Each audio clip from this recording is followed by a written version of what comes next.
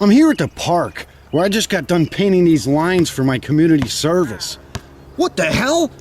Holy shit, it's a Bigfoot!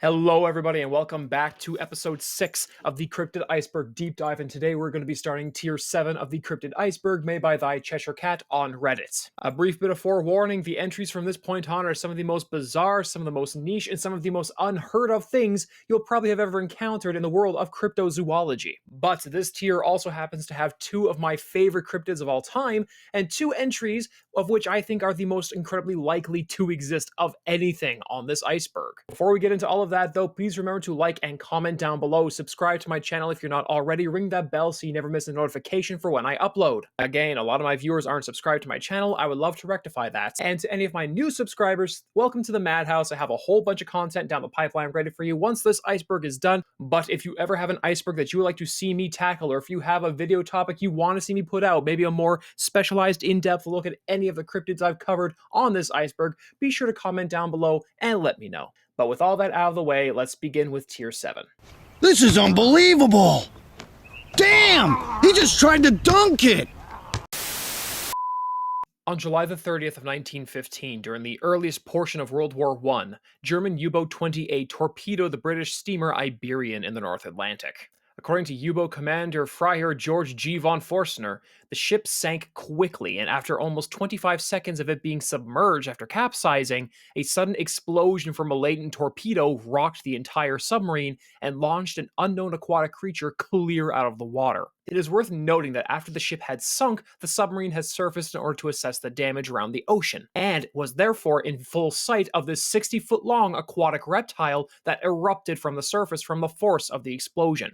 This creature was therefore known as the U-28 creature. Incredibly creative, I know. While any creature being within the vicinity of a naval battle is incredibly odd, to its credit, it did disappear quite quickly beneath the water, retreating into the depths of the North Atlantic after it was rocked out by the explosion. Most people look to this encounter and assess it as being nothing more than a hoax because why would any creature be that close to a naval battle? It doesn't usually happen. There are some weird theories that insist Iberian itself was carrying this creature, but again, why would a British steamship in 1915 be carrying a 60-foot-long aquatic reptile? But it is worth noting that most submarine captains are incredibly good observationalists. It is also worth noting that most people within positions of military command are not likely to embellish stories or create absolute weird bullshit fabrications like this one. Whatever the explanation is, nothing quite like the U-28 creature has been sighted again, although sea monster sightings are quite popular in the North Atlantic, especially in the locale wherein this encounter took place. So really the jury's out on this one. A lot of people say mosasaur,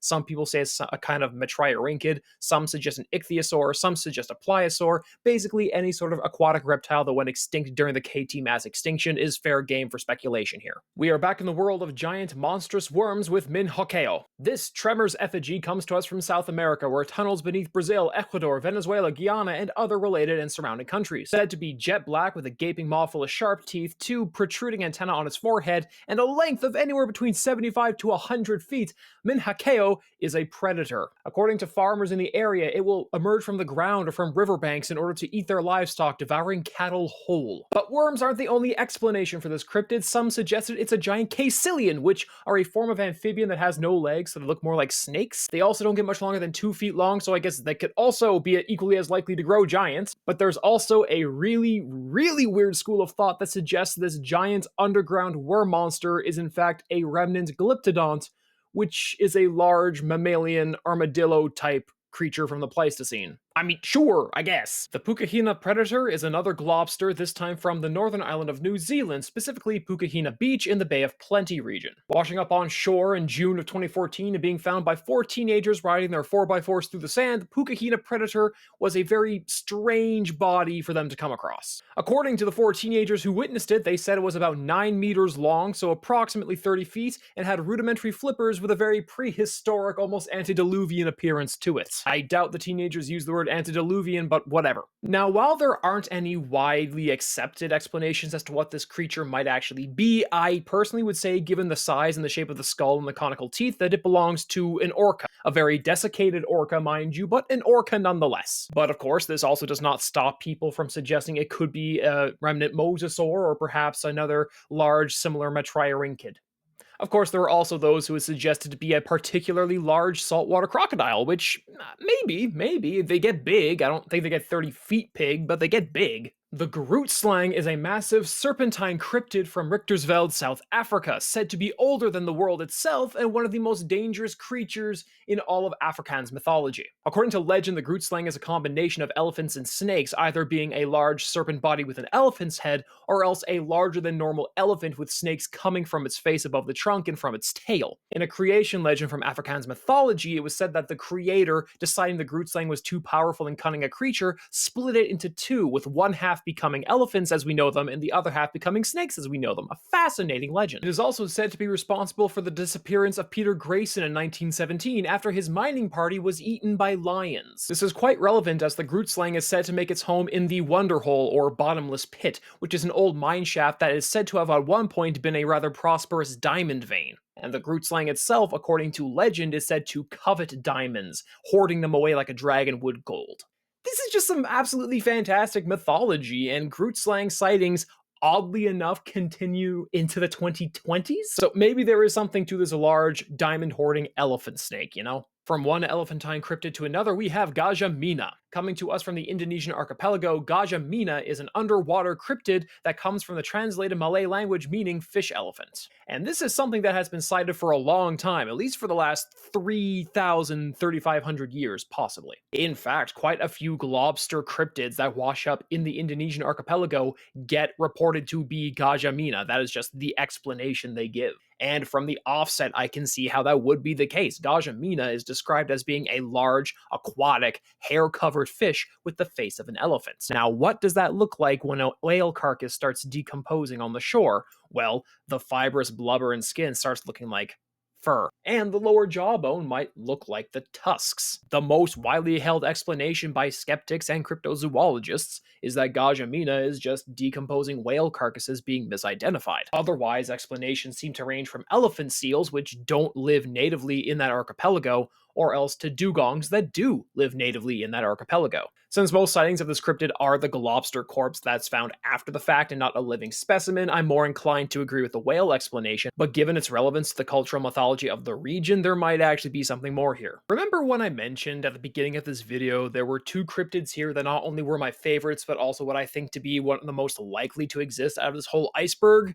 This is one of them. Meet Kating Vor. It is a large bovid-type cryptid reported in Cambodia and Vietnam. According to the locals, it has long, 20-inch long spiraled horns on its head and sort of a bushy, spotted fur all over its body. It's not to say that it is a particularly large cow, it seems to be pretty average size for it just lives deep within the jungle, and also has a propensity for eating snakes, at least according to the sightings. Now, for those of you who are at least passingly familiar with mammalian biology, you might know that there are Asian species of cattle that live in the jungle. Most commonly there would be water buffalo, but there are several native, exclusively almost to Cambodia and Vietnam. These jungle cows may in fact be the inspiration for Kating Vor, or maybe it is simply just a species of jungle cow that we have yet to discover, especially when you consider that the snake eating is not as bizarre a behavior for cattle as you might think. It has been noted by farmers and ranchers and by several biologists and zoologists that occasionally bovid animals will eat smaller creatures. Whether it's lizards or chicks or sometimes mice, sometimes snakes, there have been sightings of cows eating them. There was even a rather famous picture from 2020 Australia of a cow eating a snake.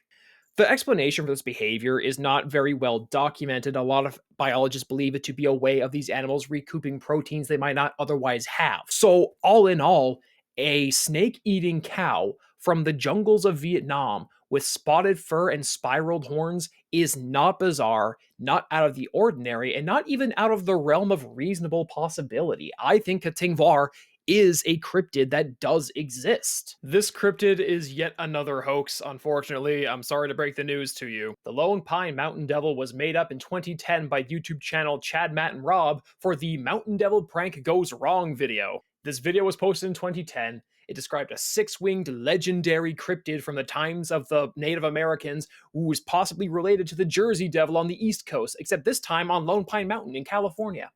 And in spite of this one video, there was a bucket load of lore made for it. Like, there was actually an extensive amount of hoaxed material they made to support this video. It's kind of impressive. And In spite of the fact that it is a hoax, this has not stopped people from coming up with explanations of it being a multi-winged theropod dinosaur a la Yi-Chi or Microraptor. This is a hoax though. In 2021, Crash Course Cryptozoology made a video talking about how the Lone Pine Mountain Devil is just a hoax. This cryptid doesn't exist, I'm sorry. Jörg Wilhelm Steller, we meet again.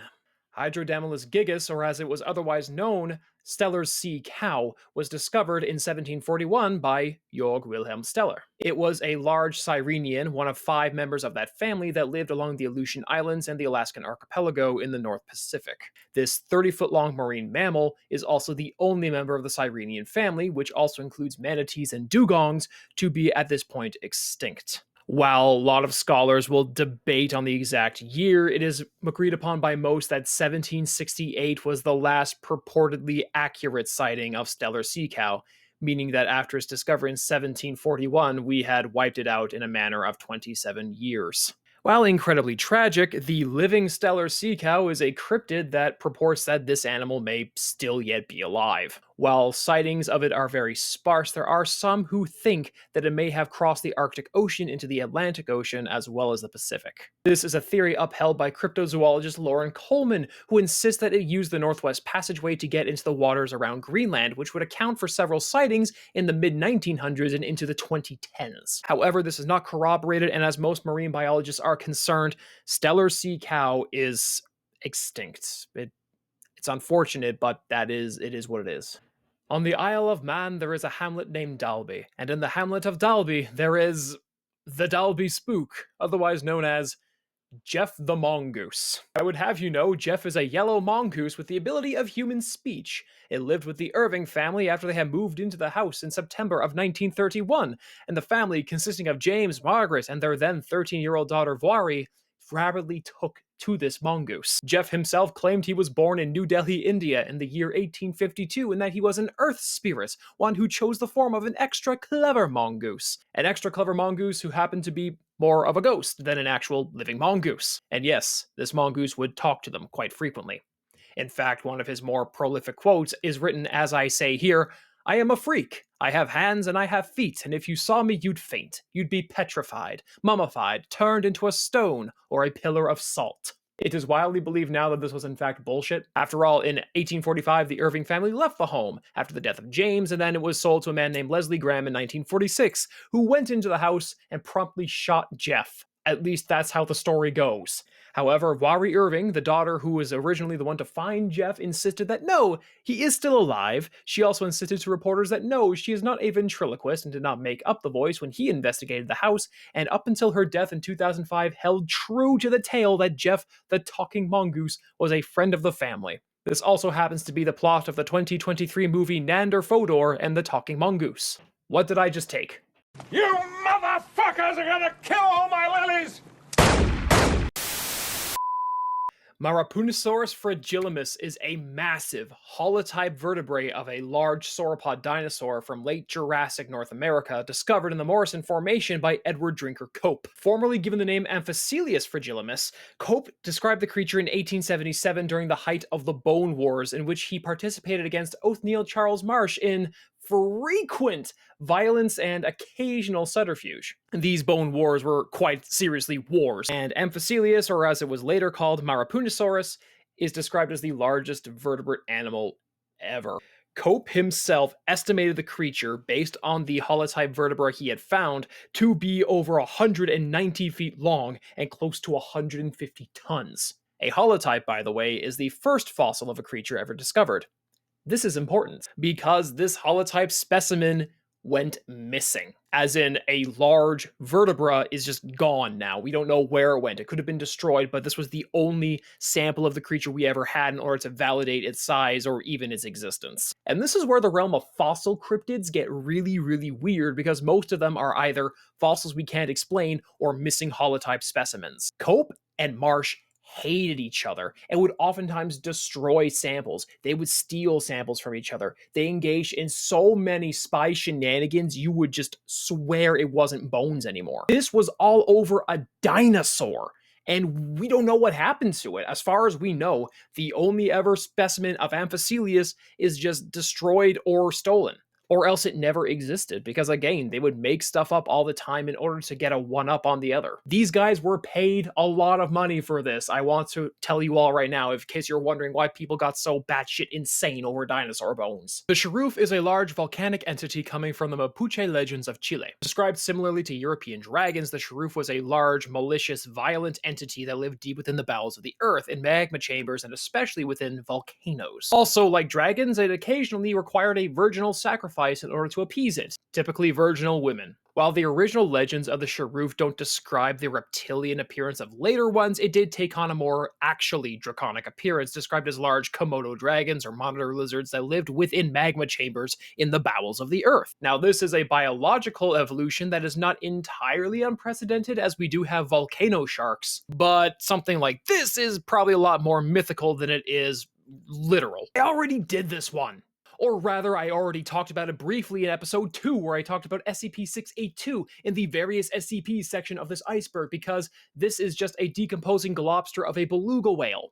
This photo became infamous as SCP-682 online, even though it's just a decomposing beluga whale, but here it is again. The actual name for this globster is the Sakhalin Island sea wolf, but for the record, it's just a beluga carcass that washed up on Sakhalin Island, Russia on August the 28th of 2006. Umshlebi is a tree from Zululand, South Africa, yet another entry in the cryptobotany category, and given the name of the Dead Man's Tree.